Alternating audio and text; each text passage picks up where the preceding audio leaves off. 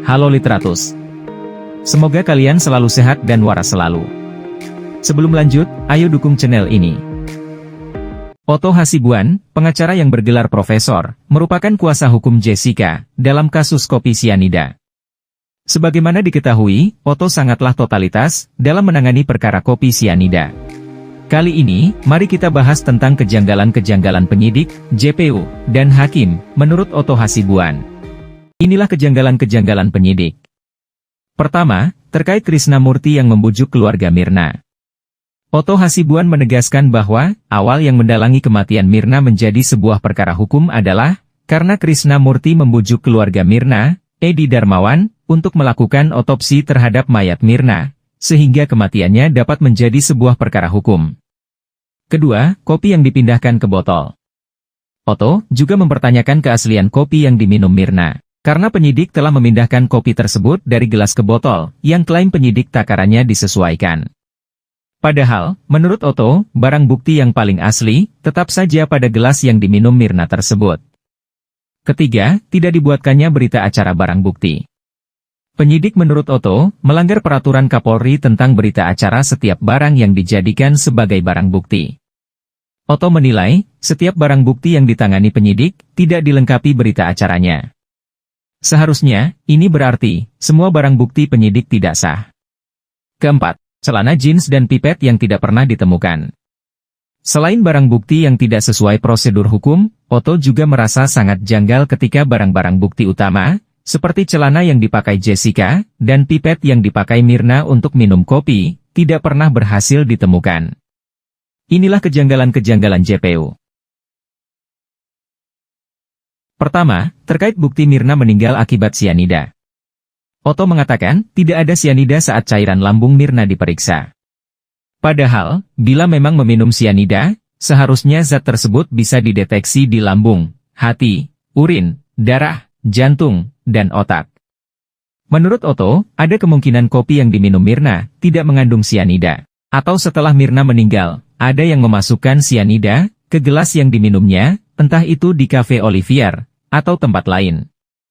Otto berpendapat, bisa saja sianida yang muncul di tubuh Mirna, kemungkinan terbentuk akibat proses alami pada orang meninggal. Di dalam persidangan, Otto menegaskan, kalau tidak terbukti korban mati karena sianida, maka tak ada kasus pembunuhan, apalagi pembunuhan berencana.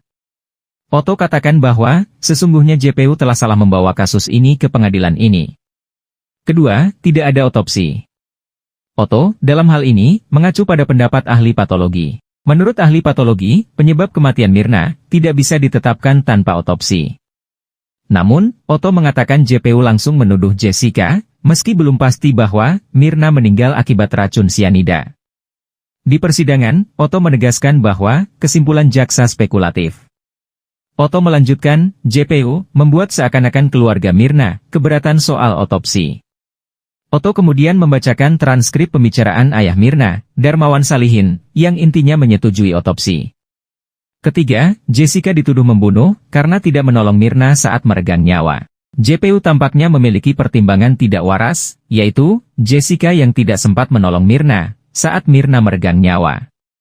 Otto berpendapat bahwa, seringkali seorang pembunuh berpura-pura menangis dan menolong korban agar tidak dicurigai. Keempat, pembantu Jessica, yang disebut membuang celana robek majikannya.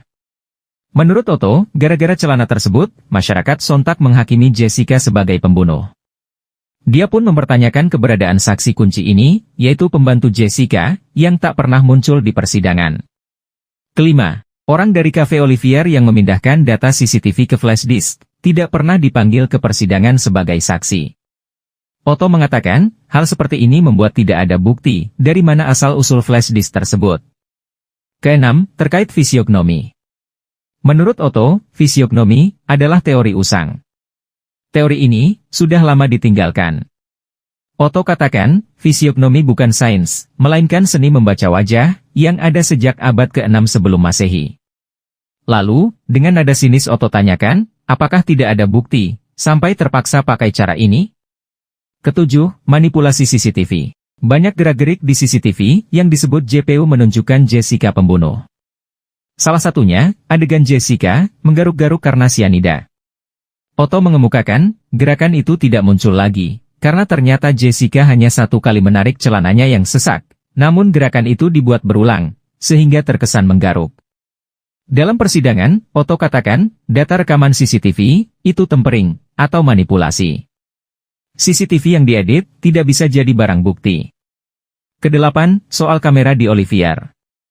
Otto menjelaskan bahwa, ada kamera CCTV yang mengarah langsung ke meja tempat Jessica duduk di Cafe Olivier, namun tidak pernah ditayangkan oleh JPU. Padahal, semua gerakan Jessica bisa dilihat dari rekaman kamera tersebut. Aneh bin ajaib memang JPU, mereka sepertinya tidak sadar, sedang diarahkan oleh berkas penyidik yang tidak jelas bukti-buktinya. Atau memang JPU sedang bermain api juga. Kami ingin mengkonfirmasi, kami tidak melihat ada berita acara penyitaan. Jadi saya konfirmasi supaya keliru, siapa tahu saya salah baca. Berita acara yang diterima oleh penasihat hukum sama dengan apa yang kami punya dan yang majelis hakim punya. Jadi tidak perlu lagi dipertanyakan yang mulia. Kami mohon, atau gini aja, apakah pipet itu ada sekarang? Pipet tidak termasuk dalam barang bukti yang disita. Hilang yang mulia. Hilang. Nanti dijelaskan oleh saksi. Inilah kejanggalan-kejanggalan majelis hakim. Pertama, menyerang profesi advokat.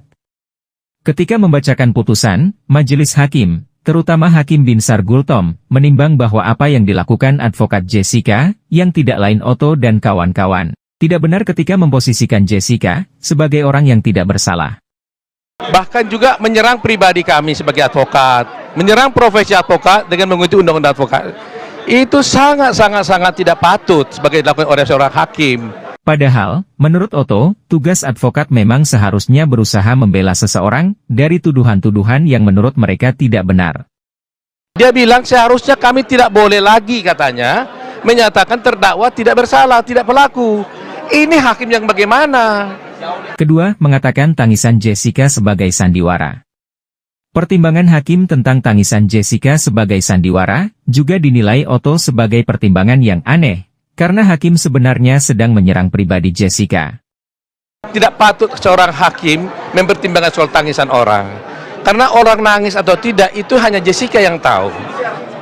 Kecuali dukun mungkin. Menurut Otto, soal Jessica menangis adalah urusan pribadi Jessica, dan hanya dia dan Tuhan yang tahu. Apakah tangisan itu ungkapan kesedihan atau memang sandiwara saja? Ketiga, hakim tidak jujur. Otto juga menilai bahwa, majelis hakim sejatinya tidak jujur dalam menimbang perkara kasus kopi sianida. Hakim hanya menimbang hal-hal yang memang memberatkan Jessica. Hakim tidak membaca pertimbangan-pertimbangan hukum yang lain. Di sini ketidakjujuran majelis hakim. Yang BB4 dia tidak bicarakan. Tadi kan BB2 ya? Iya, BB2. BB4 yang menyatakan bahwa di dalam tubuh korban itu tidak sedih, kenapa nggak dia pertimbangkan? Jangan lupa dukung channel ini.